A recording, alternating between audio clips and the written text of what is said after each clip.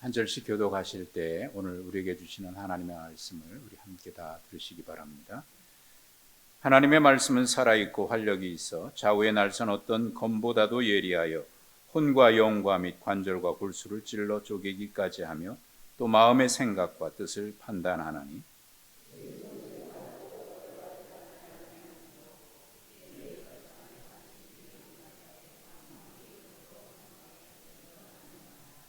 그러므로 우리에게 큰 대제사장이 계시니 승천하시니 곧 하나님의 아들 예수시라. 우리가 믿는 도리를 굳게 잡을지어다.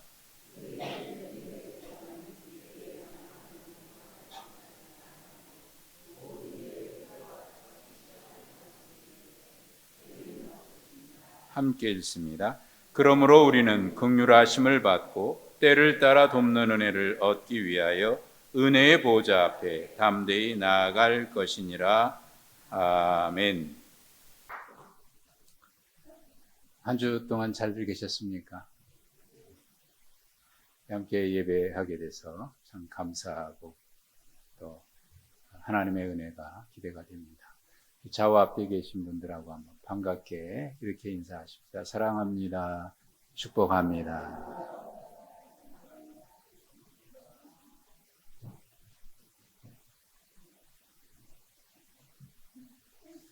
한 4년 전쯤 된 거로 제가 기억하는데, 제가 아는 집사님 한 분이 사업을 하시는 분인데, 어느 날 갑자기 암이 발병이 됐어요. 그래서 치료를 시작을 했는데, 치료가 잘 돼서 회복이 되면 참 좋겠는데, 안타깝게도 그렇지 못했습니다. 그러다 치료 중에 그만 하나님의 부르심을 받았는데, 그 가족들에게는 얼마나 큰 충격이겠습니까? 부인 권사님도, 그리고 또 아들, 결혼하지 않은 아들도 가정에 큰 어려움을 겪게 됐죠. 아무튼 장례를 마쳤습니다. 장례를 마치고 한 6개월쯤 지난 어느 날 주일 아침에 주일 예배 때 그 아들이 교회 예배에서 특성으로 찬양을 했습니다. 그때 불렀던 찬양이 광야를 지나며 라는 제목의 찬양. 간혹 부르는 찬양이죠. 가사가 이렇습니다. 왜 나를 깊은 어둠 속에 홀로 두시는지, 어두운 밤은 왜 그리 길었는지, 나를 고독하게, 나를 낮아지게, 세상 어디도 기댈 곳이 없게 하셨네. 광야에 서 있네. 주님만 내 도움이 되시고, 주님만 내 빛이 되시는, 주님만 내 친구 되시는 광야. 주님 손 놓고는 단 하루도 살 수 없는 곳 광야에 서 있네. 주께서 나를 사용하시려, 나를 더 정결케 하시려, 나를 택하여 보내신 그곳 광야. 성령의 내용을 다시 태어나게 하는 곳 광야에 서 있네. 내 자아가 산산이 깨지고 높아지려 했던 내 꿈도 주님 앞에 내려놓고 오직 주님 뜻만 이루어지기를, 나를 통해 주님만 드러나시기를 광야를 지나며. 이 찬양을 부르는데 예배 참석했던 모든 교인들이 눈물바다가 된 겁니다. 그 가사 한 구절 한 구절이 마치 그 권사님과 그 아들의 고백인 거죠. 그렇게 공감이 된 거죠. 모두가 알고 있고 얼마나 힘들었을까, 얼마나 외로웠을까, 얼마나 막막했을까. 마치 거기에 가사에 있는 것처럼 광야에 서 있네.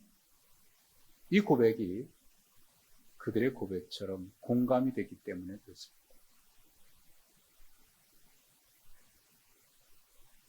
아마 누군가 다른 사람이 이 찬양을 불렀다면 그런 감동은, 그런 공감은 없었을 것 같아요.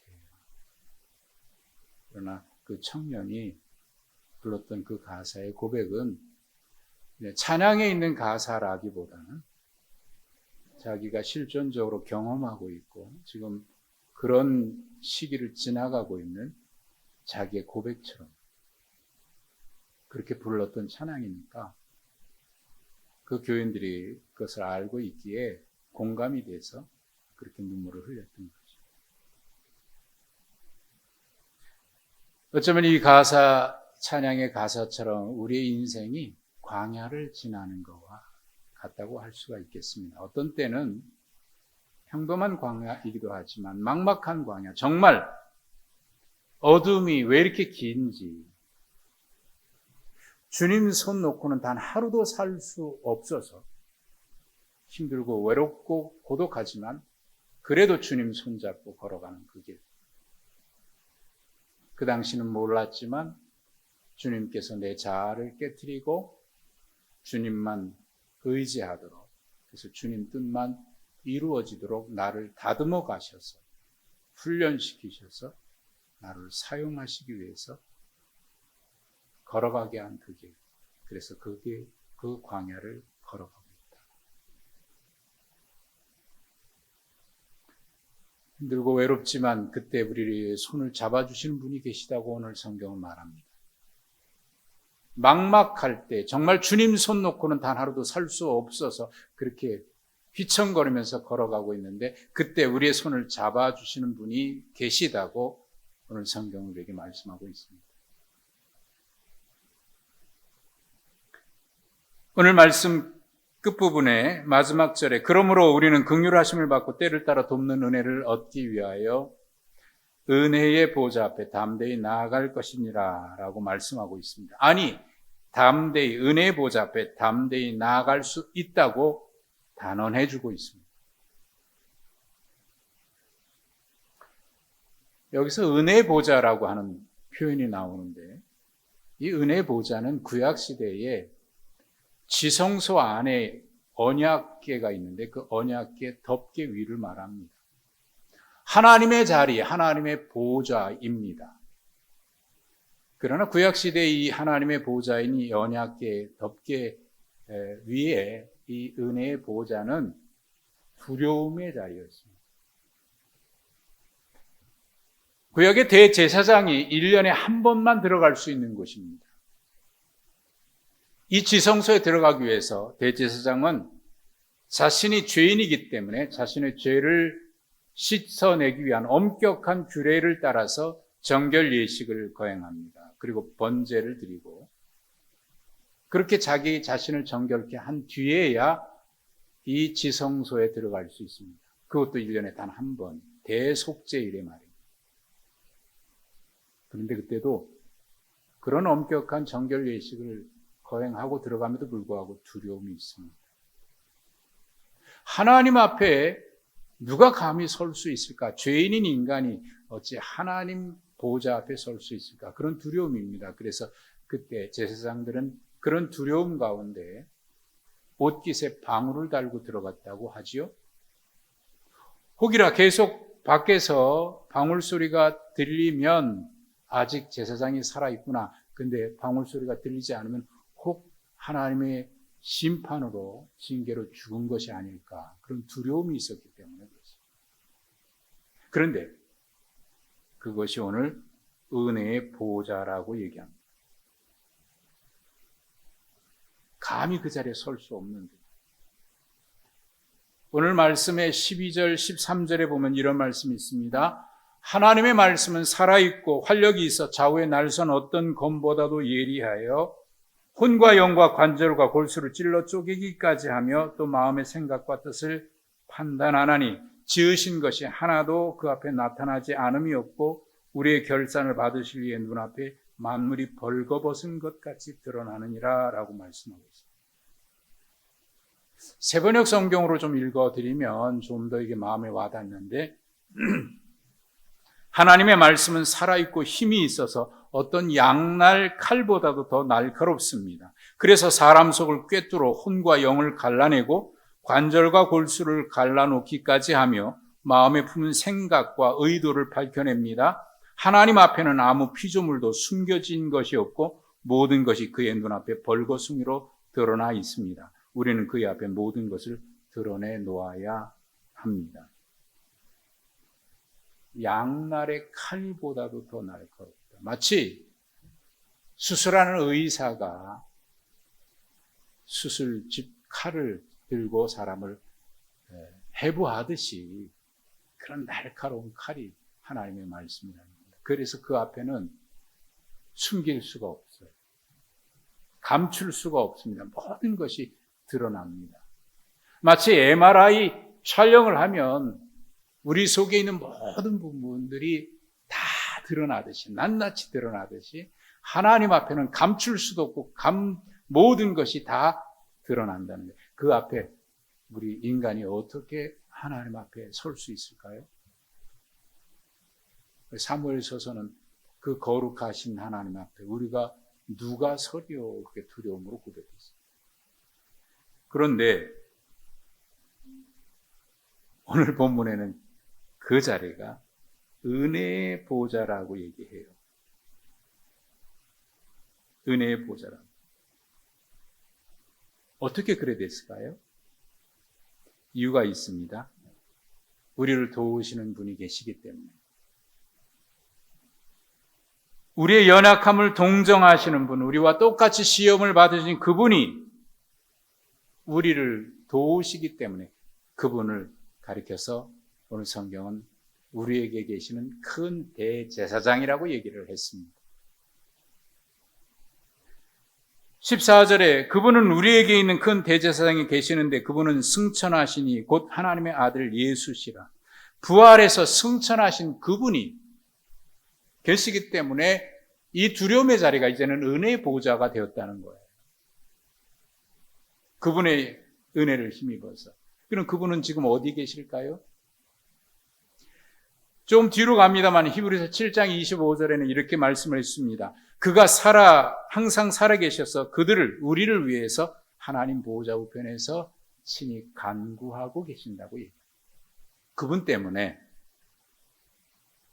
두려움의 보좌가 은혜의 보좌가 된 거예요. 그래서 우리가 담대히 하나님 앞에 나아갈 수 있게 됐다는 거예요. 그분이 우리를 어떻게 돕기에? 그분이 왜 우리를 도우실까요? 그분이 우리를 도우시는 이유가 있습니다. 이 땅에 오셔서, 인간의 몸으로 이 땅에 오셔서 우리들이 겪고 있는 모든 아픔을 친히 다 겪어보셨기 때문에, 우리 아픔을 다 알고 계시기 때문에, 우리의 연약함도, 외로움도, 고독도, 질고도, 우리의 모든 아픔, 이걸 다 겪어보셨기 때문입니다. 그리고 핍박도 당해보셨기 때문입니다. 15절에는 이렇게 말씀합니다. 그분이 우리를 위해서 시험을 받으신 분이기 때문이라고 말합니다. 우리의 아픔과 고난에 함께 계실 뿐만 아니라 우리와 똑같이 시험을 받으셨습니다. 그런데 그분은 죄가 없으시다고 말합니다. 우리의 잘못이나 죄 때문에 고난당하고 어려움당할 때가 많고 우리의 죄로 인해서 시험을 많이 당하지만 그분은 죄가 없으신 하나님이신데, 하나님의 아들 독생자이신데 그분이 시험을 받으시죠. 우리와 똑같이. 왜 죄 없으신 그분이 우리와 똑같이, 죄인인 우리와 똑같은 시험을 받으셔야 했을까요? 히브리서 2장 18절은 그 이유를 다음과 같이 말씀해 주고 있습니다. 그가 시험을 받아 고난을 당하셨은즉 시험 받는 자들을 능히 도우실 수 있느니라. 우리를 돕기 위해서 우리와 똑같이 죄로 인한 고난도, 외로움도, 고독도, 슬픔도, 아픔도, 박해도 그분이 다 겪으셨다. 그분이 대제사장으로 하늘 보좌에서 우리를 도우시기 위해서 준비하고 계신다는, 이사야 30장 18절의 말씀에 이런 말씀이 있습니다. 여호와께서 기다리시나니 너에게 은혜를 베풀려 하시며 여호와께서 일어나시리니 너희를 긍휼히 여겨 하십니다. 준비하고 계시고 기다리고 계시다가 우리를 돕기 위해서 일어나신다는 거예요. 그러므로 그를 기다리는 자는 복이 있도다. 그를 기다리는 자는 복이 있도다. 이에 우리의 영원한 대제사장이신 주님이 하늘 보좌에서 우리를 돕기 위해서 준비하고 계십니다. 그분이 계시기에 그분은 눈물도 많으신 분입니다. 우리를 위해서 많이 눈물을 흘리셨던, 성경에는 오늘 본문에 이렇게 말씀하고 있어요. 우리의 연약함을 동정하지 못하실 리가 아니라 우리를 동정하시는 분.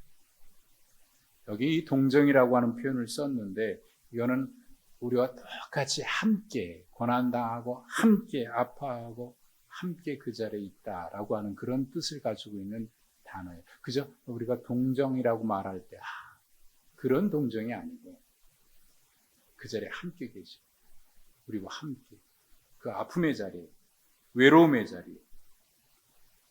그래서 이 단어는 그 태중에 태중에 같이 있을 때 그 쌍둥이가 같이 하나가 아프면 같이 아프고 하는 것처럼 그럴 때 쓰는 단어라 그래요. 주님이 우리와 똑같이. 근데 사실 이 단어는 사람이 잘 이해 못합니다. 그래서 그 당시에 사람들도 이걸 이해를 못했어요. 잘 받아들일 수가 없었습니다. 유대인들도 이걸 받아들일 수가 없었습니다. 어떻게 하나님이 신이 인간의 아픔을 똑같이 겪냐? 어떻게 하나님이 인간과 같이 눈물을 흘릴 수 있느냐? 헬라인들도 그렇게 이해가 안 됐어요. 그건 신이 아니지. 신이 어떻게 인간과 똑같이 아파할 수 있느냐? 그래서 받아들일 수가 없었죠. 그래서 고린도전서에서는 바울 사도가 그렇게 얘기하죠. 십자가가 유대인들에게는 거리끼고 헬라인들에게는 미련하게 보였다고. 도저히. 그래서 유대인들도 그걸 받아들일 수가 없었죠. 하나님이 인간으로 이 땅에 오셨다. 그걸 받아들일 수가 없었고 이해할 수가 없었기 때문에 예수님을 십자가 못 박아 죽인 거죠. 하나님을 모독했다고. 하나님의 이름을 만홀히 여겼다고. 그런데 여러분, 하나님이 인간이 되셔서 우리 가운데 오셨다고 하는 이 사실은 논리가 아닙니다. 그건 사랑인 거예요. 그건 사랑. 그래서 요한복음 3장 16절에 말씀하잖아요. 하나님이 세상을 이처럼 사랑하셨다. 그래서 독생자 주셨다. 그러니까 하나님의 사랑은 논리가 아니고 여러분 사랑은 논리가 아닙니다. 하나님의 그 사랑은 논리가 아니에요. 하나님이 인간이 되었다는 건 논리적으로 설명될 수가 없습니다. 그건 논리가 아니에요. 그래서 한 신학자는 그 하나님의 사랑을 인간을 향한 미친 하나님의 사랑이다. 하나님의 미친 사랑이라고 얘기해요. 그만큼 우리가 이해할 수 없는 게 사랑이에요. 여러분 사랑이 논리입니까? 논리적으로 설명이 되는 겁니까? 아니죠. 그냥 사랑인 거예요.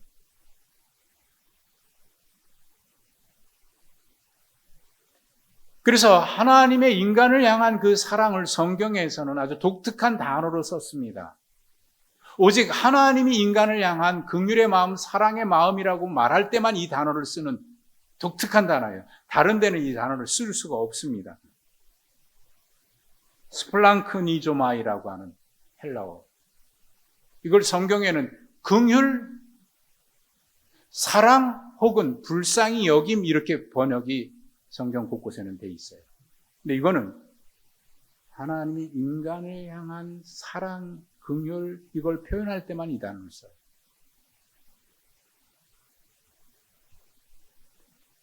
마태복음 14장에 보면 이스라엘 백성들이 광야에서 예수님 말씀을 듣고 있어요. 5,000명이나 장정만 5,000명이 넘는 그들이 배가 고파요. 그때 예수님이 그들을 보면서 어떤 감정을 느끼셨는지 성경 이렇게 되어 있습니다. 그 목자 없는 양 같음을 보시고 불쌍히 여기셨다. 이 불쌍히 여기셨다라고 하는 말이 그 말입니다. 마가복음 1장에 보면 한센병자가 예수님께 나옵니다. 그가 예수님께 나온다고 하는 이 단어는 그냥 나왔다라고 되어 있지만 거기에는 엄청난 어려움이 있는 거예요. 그 당시 문둥병자가 사람 있는 곳에 왔다, 그건 죽음이에요. 유대인들 돌 집어 던져서 죽이죠. 부정한 자가 왔다, 그럼 돌을 집어 던져서 돌에 맞아 죽어요. 그런데 예수님께 나왔다. 근데 와가지고 예수님께 엎드려 있을 때 예수님이 그를 만져주셔요. 이건 큰일 날 일입니다. 그 당시 율법에는 문둥병자 만지면 안 돼요. 만지면 만지는 사람도 부정해져요. 근데 예수님이 만지셔요. 만지신 이유가 성경에 나와 있습니다. 그를 불쌍히 여기사 만져주셨다. 율법으로 안 되고 당시 사람들도 누구도 그렇게 하면 안 되는 줄 알아요. 예수님도 아셔요. 그런데 율법을 뛰어넘는 하나님의 사랑, 그 불쌍히 여기심 때문에 그 문둥병자를 주님은 만지셔요. 율법을 뛰어넘는 거죠. 그게 하나님의 사랑. 12해 동안 혈루증을 앓는 한 여인이 있습니다. 사람 있는 곳에 나가지 못해요. 부정한 여인이기 때문에, 율법으로 부정하기 때문에 사람 있는 곳에 갈 수가 없어요. 그런데 예수님이 계시는데 그분을 만나기만 하면 나을 것 같은 그런 믿음이 있는데 갈 수가 없으니 얼굴을 가리고 몰래 예수님 뒤따라가서 옷자락이라도 만지면 좋겠다. 그래서 예수님이 옷자락을 만지죠. 근데 그걸 또 예수님이 아셨네요. 그 누가 내 옷을 만졌다. 제자들이, 아니, 사람들이 이렇게 믿는데, 아니다, 만졌다. 내 능력이 나갔다.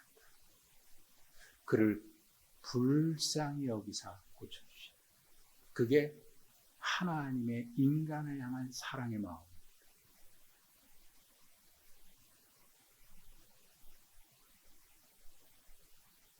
하나님의 그 사랑은 인간의 연약하고 괴로워하는 그 아픔을 보고는 견딜 수 없으신, 그래서 친히 인간의 몸으로 이 땅에 오신, 그리고 주님이 불쌍히 여기시면 그냥 지나갈 수가 없습니다. 어떤 일이 반드시 벌어집니다. 오병이의 기적이 일어났죠. 문둥병자를 고쳐주셨죠. 혈루병 여인 고쳐주셨습니다. 가장 큰 하나님의 사랑은요, 그분이 죄인의 몸으로 이 땅에 오신 그 사랑이 가장 큰 사랑인 겁니다. 그래서 이토록 사랑하사 그런 거예요. 그 사랑을 논리로 설명하려니까 그게 어떻게 가능하냐, 십자가 못 박아 죽이려고 하는 거예요. 세상에 사람의 사랑이나 이런 것도 논리적으로 설명이 안 되는데 하나님의 그 사랑 어떻게 논리로 이해되느냐 안 되느냐 가지고 싸우니 인간이 얼마나 어리석고 미련한 거. 가장 큰 사랑은 독생자를 이 땅에 보내신 거예요. 왜? 그렇지 않고는 모든 인간이 다 죄로 인해서 멸망당할 수밖에 없기 때문에 그 인간을 구원하시기 위한 하나님의 그 사랑이 십자가의 독생자 아들을 못 박은 거로 나타난 거고요. 그분이 우리 가운데 오십니다. 그래서 그걸 임마누엘이라, 하나님 우리와 함께 계십니다. 그분이 하나님 보좌 우편에서 우리를 위해서 친히 간구하고 계시고, 뿐만 아니라 성령님을 우리 가운데 보내셔서 성령께서 끊임없이 우리를 위해서 간구하시는데, 로마서 8장 26절은 바울 사도가 이것을 이렇게 고백을 했습니다. 성령도 우리의 연약함을 도우시나니 우리는 마땅히 기도할 바를 알지 못하나 성령이 말할 수 없는 탄식으로 우리를 위해서 친히 간구하고 계십니다. 즐겨 부르는 찬양이 있습니다. 마음이 지쳐서 기도할 수 없고 눈물이 빗물처럼 흘러내려. 마음이 지쳐서 기도할 수도 없습니다. 너무 지쳐서 기도할 힘도 없습니다. 눈물이 빗물처럼 흘러냅니다. 그러나 그때 주님은 우리의 연약함을 아시고 사랑으로 인도하시고 누군가 널 위하여 누군가 기도하니 내가 홀로 외로워서 마음이 무너질 때 누군가 널 위해 기도하니 말할 수 없는 탄식으로 우리를 위해 기도하시는 성령 그분이 계시기에 그러므로 우리는 그 두려움의 자리가 아니라 이제는 그 은혜의 보호자가 돼서 그 은혜의 보호자 앞에 다음 데이 나아갈 수 있느니라. 아니 나아가게 됐다. 은혜의 자리. 우리 예배당을 그레이스 채플이라고 한 것은 제가 거기서 말씀을 가져왔기 때문에 그레이스 채플이라고 합니다. 은혜의 보호자.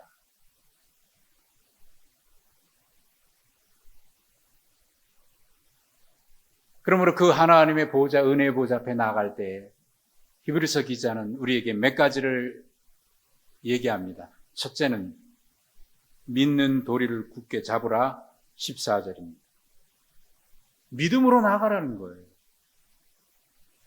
이분이 계시고 이분이 우리에게 이렇게 하셨다고 하는 그 믿음의 도리, 여기서 믿음의 도리는요, 우리의 신앙, 고백하는 그 신앙을 그 당시에 얼마나 그 히브리 기자가 이 서신을 보낼 그 당시에 로마의 박해, 말할 수 없는 박해가 있었죠. 유대인들의 박해가 있었습니다. 그래서 많은 사람들이 믿음에서 떨어져 나가기도 하고 그랬습니다. 유혹 때문에.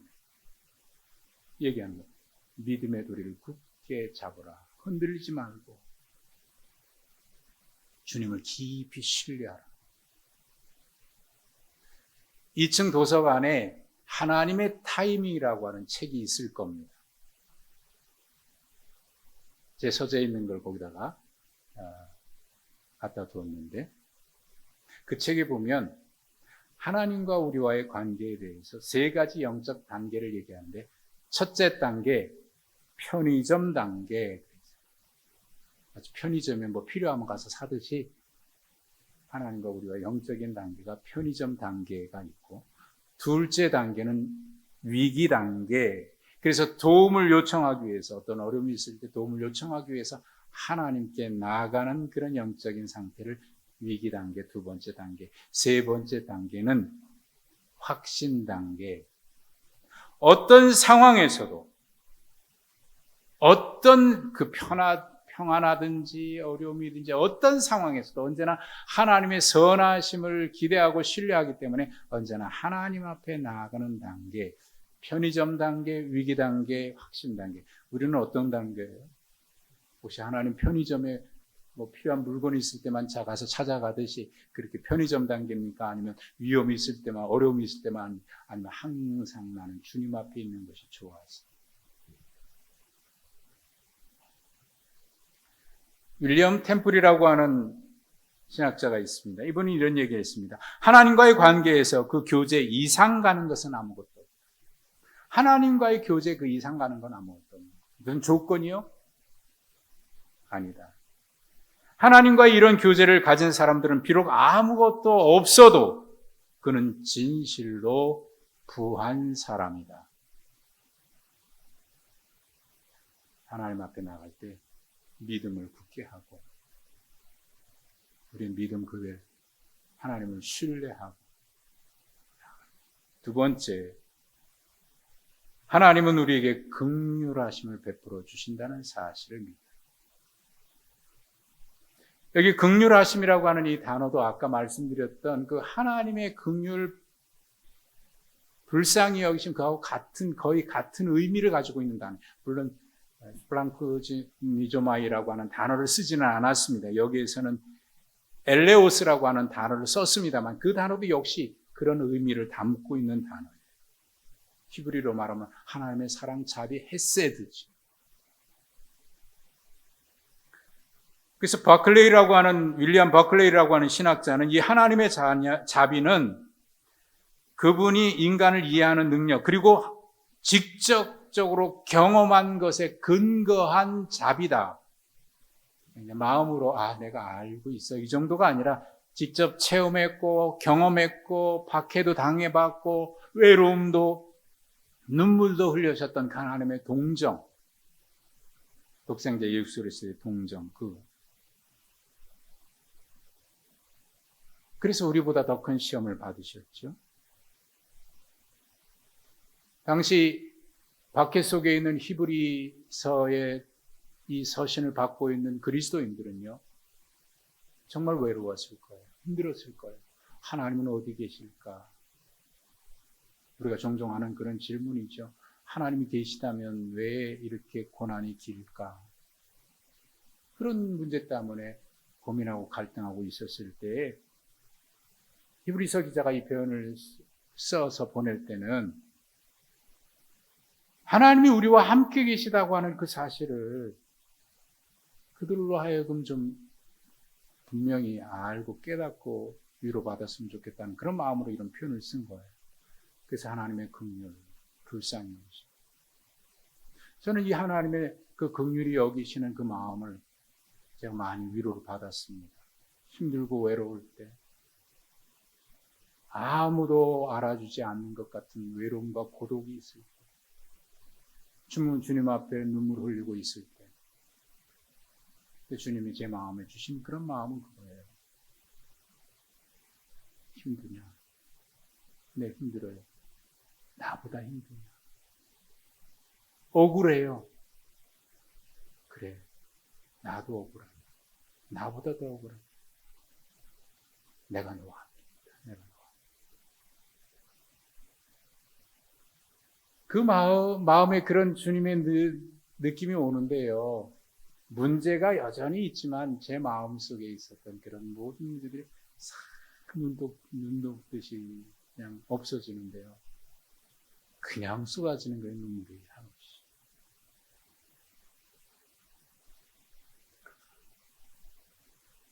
그 긍휼함을 얻기 위하여 하나님은 긍휼을 베푸셔요.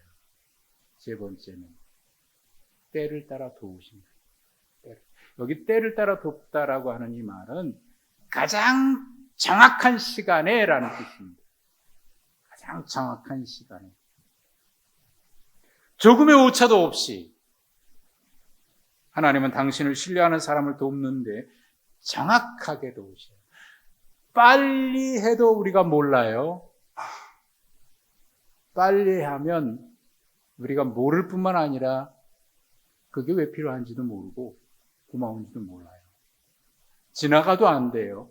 하나님은 정확해요. 하나님은 정확한데 우리가 너무 조급하니까 하나님이 늦는 것처럼 느껴지는 거지만 하나님은 정확하신 분입니다. 창세기 요셉이 어느 날 꿈을 꿨습니다. 11별과 달이 자기에게 절한다. 형제들에게 얘기했죠. 또 꿈을 꿨습니다. 별 집단이 11개가 자기를 위해서 다 절한대요. 그러니까 형제들이 미워하기 시작해서 그를 노예로 팔아버려요. 애굽에 팔려갔습니다. 거기 갔다가 또 억울한 누명을 써가지고 감옥에 들어가요. 참 억울하죠. 하나님 이럴 수가 있습니까? 그런데 성경은 그 때를 가리켜서 하나님의 함께 계심으로 형통했다라는 말을 썼어요. 그게 무슨 형통입니까? 하나님의 함께 계심이 이러면 안 되죠. 그런데 여러분 가만히 보십시오. 요셉이 애굽의 바로왕의 총리가 될 수 있는 가장 빠른 길은 뭐였을까요?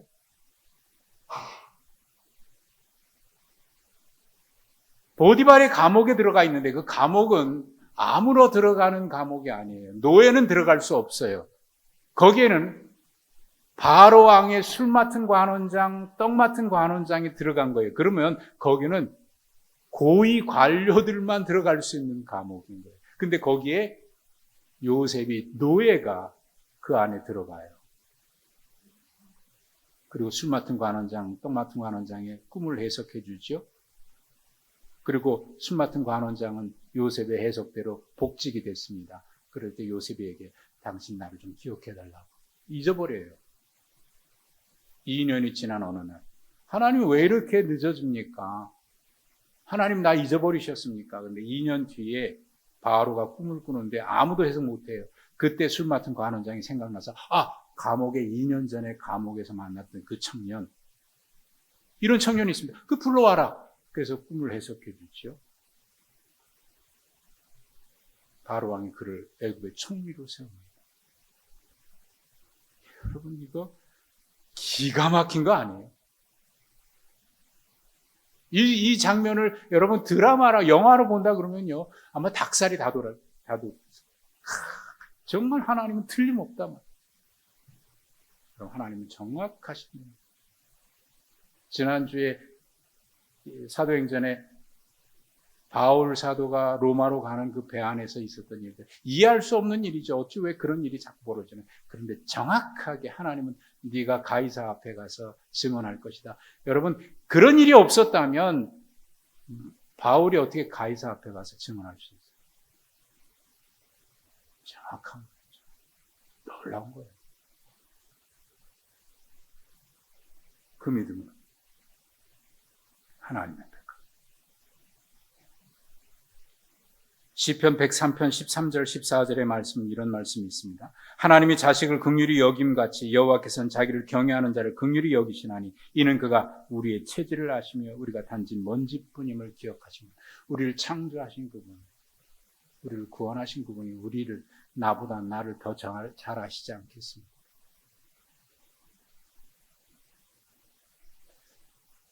이 하나님의 정확한 그 섭리, 그런 경험을 많이 했는데요. 한 10여 년 전일까 혹시 여러분 기억하시는지 모르겠습니다만 상가에 있을 때 어느 날 제가 갑자기 온몸의 기운이 하나도 없이 빠져서 움직이지 못할 정도로 힘이 없는 어떤 스트레스 때문에. 그래서 오랫동안 저를 알고 계신 장로님이 찾아갔습니다. 안양에 계신 장로님 찾아갔어요. 진맥을 하시더니 목사님 조금만 늦어서 큰일 날 뻔했어요. 병원에 갔으면 이거 알지도 못하고 죄송하지만 죽었을 겁니다. 간이 급성으로 굳어졌대요. 급성으로. 그래서 목사님 쉬셔야 됩니다. 쉬셔야 됩니다. 어떻게 제가 쉬겠어요? 이렇게 쉬셔야 돼요. 그래서 기억하시는지 모르겠습니다만 그래서 제가 새벽 기도회를 한 달간을 제가 강단을 안 섰던 기억이 있어요. 주일 설교는 계속했고 기억 안 나시는 것 같아요. 한 6, 7년 전에도 갑자기 제가 예배 중에 목이 안 나와, 말이 안 나와가지고 설교를 제가 못한 적이 있죠. 종합병원, 대학병원 두 군데 갔더니 병원에서 얘기합니다. 갑상선에 혹이 갑자기 생겼대. 급성으로 생겼대. 그것도 조직검사해봐야 돼. 크기가 5cm나 된대요. 그러니까 그게 누르니까 목이 안 나, 소리가 안 나오고. 쉬셔야 됩니다. 강화도에 제가 종종 가는 기도원에 가서 갔더니 그 주간에 또 그 관리하는 장로님이 휴가라서 기도원이 비어 있답니다. 그래서 장로님 제가 종종 오니까 제가 지킬 테니까 갔다 오십시오. 그 산속에 깜깜한데 한 주간을 저하고 제 아내가 있습니다. 며칠 지나니까 말씀으로 저를 치료하신 것 같다는 느낌이 있어서 돌아와서 그때부터 로마서 강의를 1년 동안 했잖아요. 병원에 갔더니 이상하대요. 분명히 있었는데 없어졌대요. 그래서 갑자기 그게 눌려가지고 성대가 휘어지는 흔적은 남아있는데 없어졌다는 거예요. 참 이상하다. 이상하지요. 하나님 하신 일은 인간이 볼 때는 이상한 거예요. 정확하더라.